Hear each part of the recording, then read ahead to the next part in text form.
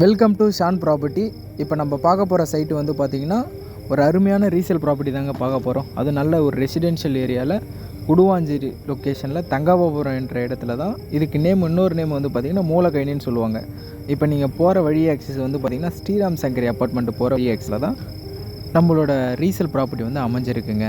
இப்போ நீங்கள் பார்க்கும்போதே தெரியும் எவ்வளோ ரெசிடென்ஷியலான இண்டிவிஜுவல் வில்லா கன்ஸ்ட்ரக்ஷன் பண்ணியிருக்காங்கன்னு மட்டும் பாருங்கள். அதேமாரி நம்ம ப்ராப்பர்ட்டி ஜிஎஸ்டிலேருந்து கரெக்டாக ஒரு 3.84 கிலோமீட்டர் டிஸ்டன்ஸில் அமைஞ்சிருக்குங்க.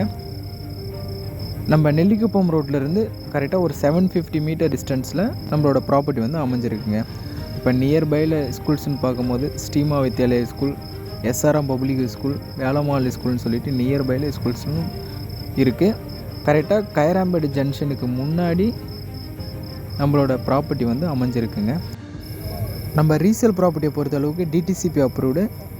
உங்களுக்கு லோன் வேணாலும் லோனும் ஒரு 75%லேருந்து 80% வரைக்கும் பேங்க் லோனும் பண்ணி கொடுத்துடலாம். அதுமாரி டைரக்ட் ஓனர் ப்ராப்பர்ட்டி தான்.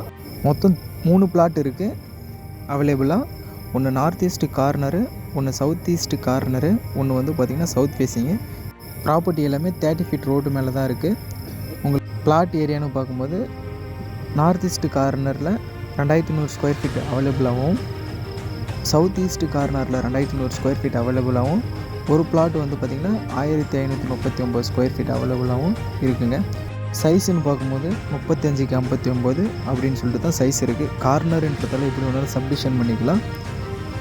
உங்களுக்கு மேலும் எதனா டீட்டெயில் எதனா தேவைப்படுற மாதிரி இருந்தால் ஸ்க்ரீனில் இருக்கிற நம்பரை நீங்கள் காண்டாக்ட் பண்ணிக்கோங்க.